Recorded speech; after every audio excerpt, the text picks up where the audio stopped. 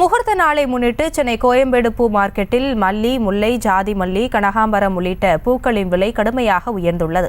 இதுகுறித்த கூடுதல் விவரங்களோடு இணைகிறார் எமது செய்தியாளர் வெங்கட்ரமணன். விவரங்களை வழங்கலாம்.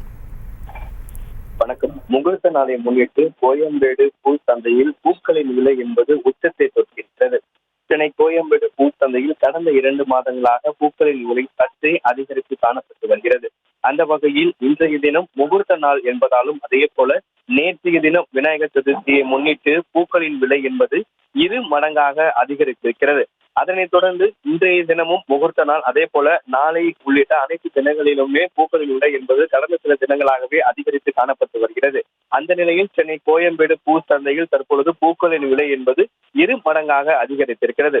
சாமந்தி பூ 1 கிலோ சாமந்தி பூ 120 ரூபாய்க்கும், அதே போல மல்லி 1 கிலோ 3500 ரூபாய்க்கும், முல்லைப்பூ 2500 ரூபாய்க்கும், அதே போல ஜாதி மல்லி 2000 ரூபாய்க்கும், ரோஜா பூ 350 ரூபாய்க்கும், பன்னீர் ரோஸ் 100 ரூபாய்க்கும் விற்பனை செய்யப்பட்டு வருகிறது.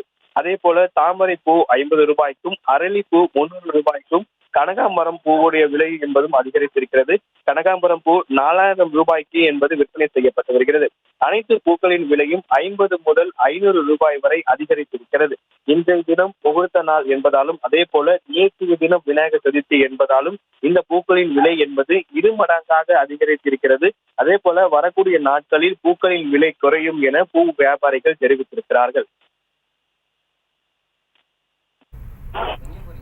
விவரங்களுக்கு நன்றி வெங்கட்ரமணன். செய்திகளை உடனுக்குடனும் துல்லியமாகவும் தெரிந்து கொள்ள சப்ஸ்கிரைப் பண்ணுங்க.